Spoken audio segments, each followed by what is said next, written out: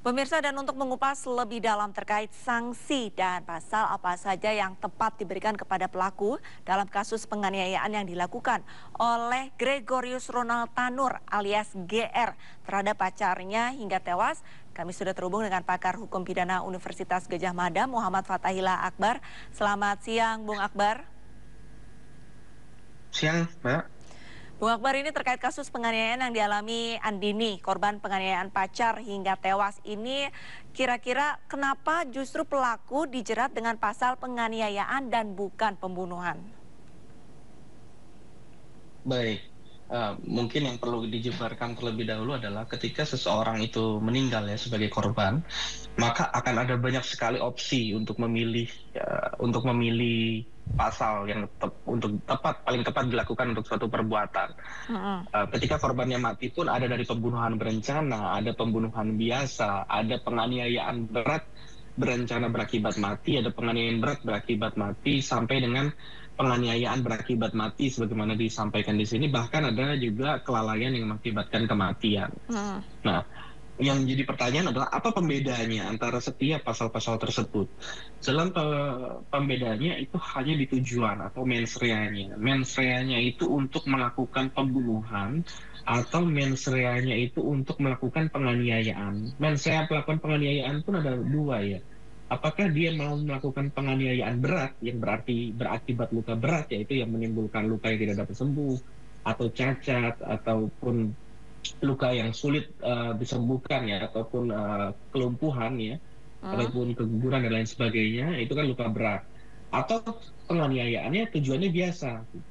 Nah, yang menjadi menarik adalah ini kan karena kan kita tidak bisa melihat kasusnya secara utuh juga, yang kita lihat hanya dari media ya.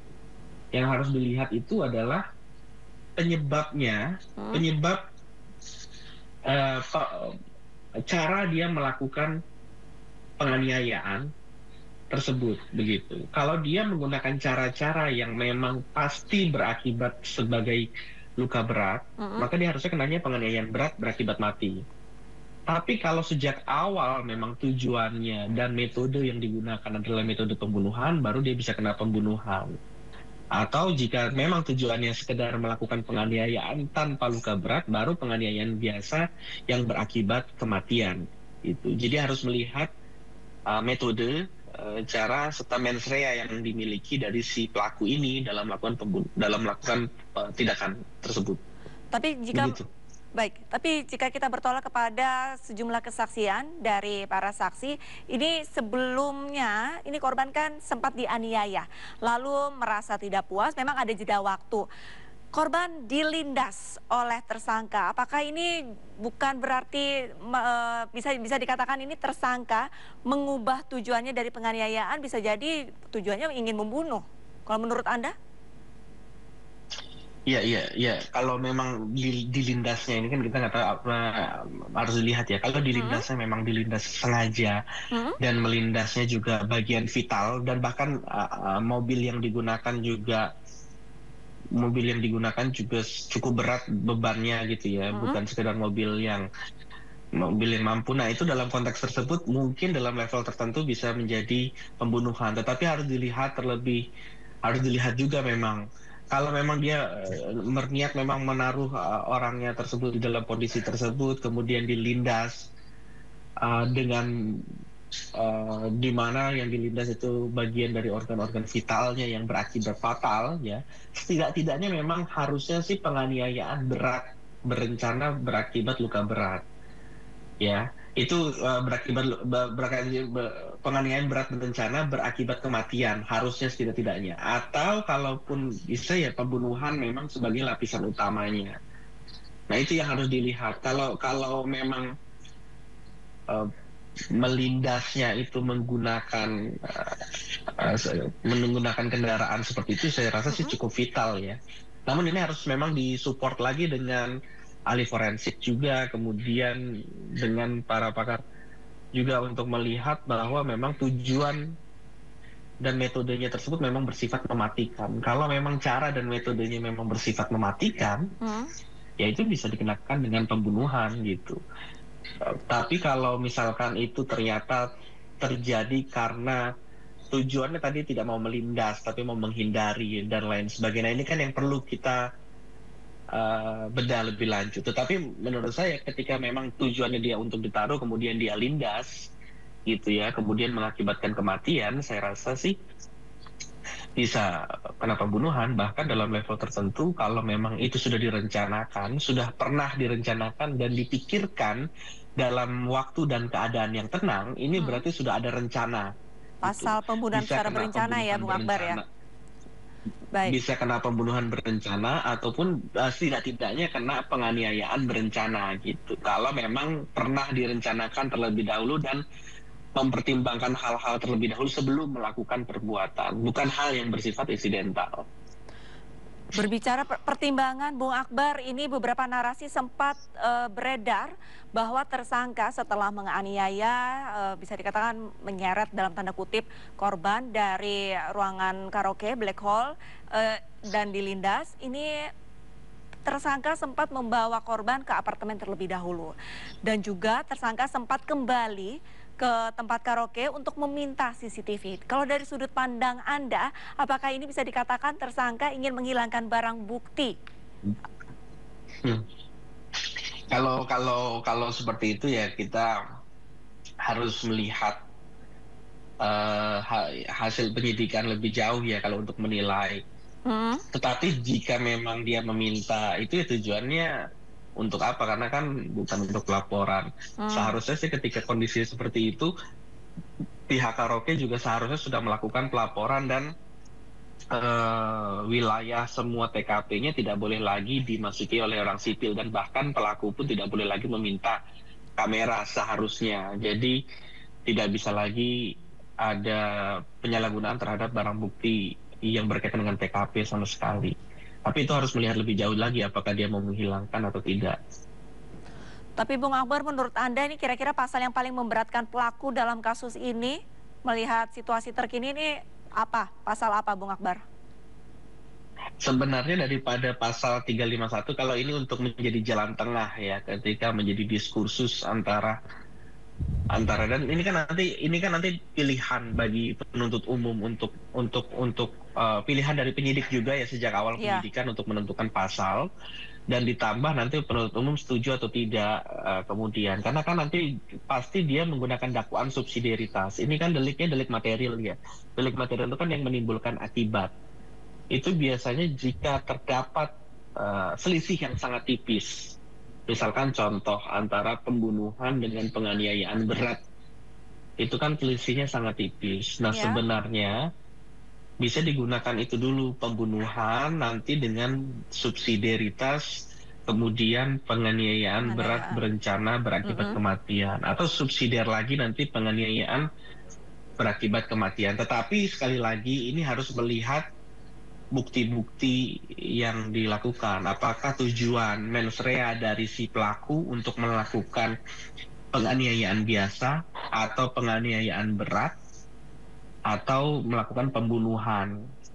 Kalau memang niatnya untuk melindas dan lain sebagainya itu sejak awal sudah dipersiapkan, nah itu seharusnya sih kena penganiayaan eh, bisa kena pembunuhan, Mm-mm. subsidiar penganiayaan berat berencana berakibat kematian. Atau jika memang itu tidak termasuk dalam plan yang ada di dalamnya, ya makanya bisa masuk ke dalam penganiayaan berat berakibat kematian, nanti dengan subsidiarnya penganiayaan biasa berakibat kematian. Yang kita bingungkan kemarin itu kan, Mm-mm. kalau tidak salah sempat ada di dalam penyidikan itu mau dikenakan juga pasal 359. Iya. Kalau pasal 359 itu kan kelalaian mengakibatkan kematian. Nah ini yang menarik juga, kenapa sudah menyeret dan lain sebagainya ini Mm. masuknya ke dalam konteks kelalaian. Pasal Karena kan kalau 359 ya, sudah karena tidak ada, masuk ya. ya Mhm. seharusnya sih kalau misalkan sejak awal ada niat untuk melakukan kekerasan, sudah bahkan ditujukan untuk melakukan kekerasan, itu sudah tidak masuk lagi terhadap kelalaian.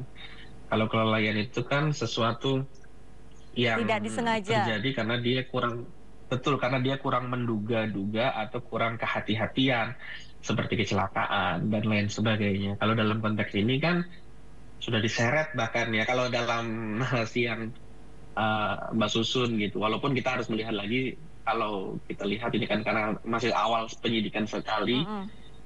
ya itu yang harus dilihat. Kalau saya rasa sih kalau misalkan sudah diseret dan lain sebagainya, bahkan sengaja dilindas, kalau Mm-mm. betul-betul memang ditaruh di tempatnya dan sengaja dilindas, nah itu saya rasa sih tidak bisa masuk ke dalam 359. Bung Akbar, ini mungkin banyak warganet juga yang bertanya-tanya, kalau misalkan memang tersangka ini dikenakan pasal penganiayaan, apakah yang menjadi pertanyaan adalah apakah untuk penganiayaan ini harus berdasarkan kesadaran karena diduga tersangka ini dalam pengaruh minuman keras. Nah, kalau misalkan pengaruh minuman keras ini untuk Hmm. kesadarannya dan perbuatannya ini apakah nanti mempengaruhi tindak tanduknya dia terhadap korban atau bagaimana kalau misalkan dari sudut pandang hukum? Oh, baik-baik. Kalau dia minumnya itu adalah atas kesadarannya sendiri, kalau dia minum dan mengkonsumsi alkohol atas kesadarannya sendiri, Mm-mm. maka itu sudah termasuk ke dalam tanggung jawabnya. Apapun yang terjadi akibat Oke. hilang kesadarannya dia akibat mabuk tersebut, dia harus mampu bertanggung jawab. Dalam konteks hukum disebut dengan actio libera in causa. Jadi dia bertanggung jawab atas perbuatan yang tidak sadar dilakukannya akibat perbuatan tersebut. Kita kan bisa melihat banyak kasus misalkan menyetir dalam keadaan mabuk, dia tetap bertanggung jawab atas korban-korban yang ditabrak juga. Ya. Bahkan dalam konteks ini kalau misalkan ada orang mabuk kemudian tetap memperkosa, ya dia tetap bertanggung jawab atas perbuatan tersebut. Sama dalam konteks ini, ketika dia mabuk, dia hilang kontrolnya dan kemudian melakukan kekerasan tersebut, itu dia juga bertanggung jawab terhadap hal tersebut juga. Makanya dilarang kan mabuk di tempat umum, itu kan sebenarnya sudah tidak diperbolehkan karena dianggap untuk mencegah hal-hal seperti itu juga. Baik, berarti yang menjadi kekhawatiran warga ini dengan adanya dalih bahwa si pelaku ataupun tersangka ini dalam kondisi mabuk ini dapat mengurangi tuntutan hukum, itu berarti tidak benar ya, tidak bisa ya, Bung Akbar ya? Seharusnya tidak bisa. Mudah-mudahan sih tidak digunakan sebagai karena apa, dia kecuali dia diberikan kecuali dia di apa namanya dicekoki oleh orang ya. Jadi bukan dia sendiri yang minum, kemudian dia dibuat tidak sadar sendiri, dia tidak tahu apa yang dia minum. Nah, itu. Tapi kalau semuanya dia sendiri yang atas kemauan pribadi, ya dia tetap bertanggung jawab atas perbuatan-perbuatan yang dia lakukan. Baik, Bung Akbar, mungkin Anda bisa melihat di layar Anda, ini pada saat rekonstruksi Ya. sebelumnya korban dan tersangka ini sempat cekcok, cekcok kembali, lalu ini kemungkinan besar tersangka saat ini sedang melindas korban. Nah, kalau misalkan dari sudut pandang Anda, apakah ini adanya unsur kesengajaan untuk penganiayaan yang lebih berat? Ada unsur kesengajaan atau justru memang hanya secara spontan? Nah, ini yang menarik sebenarnya. Ya, ini yang nanti ini yang kenapa mungkin tidak ada konteks rencana ya Hmm. di dalam pasal-pasal yang didakwakan di sini, karena bisa jadi memang tidak pernah ada perencanaan sebelumnya, dalam artian, nah ini kita nggak tahu juga, bisa jadi ini munculnya memang insidental. Hmm. Kalau memang munculnya insidental seperti itu, maka kita bisa lihat juga niat awalnya itu untuk melakukan kekerasan atau langsung mematikan terhadap uh, korban gitu ya. Kalau dia tidak ada niat untuk melakukan itu, makanya dia tidak pasal pembunuhan itu tidak bisa kena gitu. Karena Oke. dia harus bisa membuktikan betul-betul bahwa tujuan dan cara yang dilakukan oleh pelaku adalah untuk membunuh atau merampas nyawa dari si korban. Kalau tujuan dan cara yang digunakan itu adalah untuk menganiaya Mm-mm. saja, tetapi kemudian berakibat kepada kematian, maka pasal yang dipakai memang penganiayaan berakibat kematian. Tapi kalau tujuan dan cara yang digunakan adalah untuk melakukan melukai berat, misalkan sampai lumpuh atau Mm-mm. sampai tidak berdaya, sampai ada luka-luka yang tidak dapat disembuhkan sebagaimana definisi luka berat dalam KUHP, Nah, itu dia baru kena penganiayaan berat berakibat mati. Nah, itu kan berbeda-beda ancaman pidananya. Tapi Mengena kalau dilihat dari percekcokan dan lain Mhm. sebagainya, mungkin tidak ada rencana ya. Tetapi harus dilihat lebih dalam lagi. Karena dia juga pasti melakukan itu di bawah CCTV yang di luar kendalinya juga. Menurut saya sih memang ini mungkin kenakalan mereka, apa kejahatan insidental seperti itu. Oke. Kalau misalkan Bagaimana? kalau misalkan dilihat dari tuntutan hukumnya, ini kira-kira berapa lama ataupun, maksimumnya pidananya berapa berapa lama, Bung Akbar? Ya tergantung kita melihat perkembangan perkembangan pembuktian ya. Jadi dalam konteks 351 itu kan sebenarnya kalau misalkan kita lihat di eh, kalau misalkan kita lihat di pasal 351 ayat 3 itu, kalau dia pakainya penganiayaan yang berakibat kepada kematian, itu waduh saya harus cek dulu ya, tapi Baik, itu setidaknya hanya dikenakan 7 tahun penjara. hanya Kalau 7 tahun 351 ayat penjara. 3 ya 7 tahun. Tetapi kalau misalkan kita melihat pada penganiayaan berat berakibat pada kematian, Hmm, kalau dia penganiayaan berat berakibat pada kematian itu bisa 9 tahun. Kalau dengan berencana itu mhm, seperti kasusnya Mario Dandi. Kasusnya Mario Dandi itu kan penganiayaan berat berencana. Ya, penganiayaan berat berencana dia bisa kena 12 tahun. Kalau berakibat kematian, dia 20 penganiayaan tahun. berat berencana berakibat kematian itu bisa kena 15 Lalu tahun bahkan 15 tahun. sama seperti pembunuhan Oke. biasa. Ya, tapi kan dalam konteks ini kita harus melihat alat bukti. Cuma kalau kalau kita ya ini walaupun korbannya sudah meninggal dunia ya,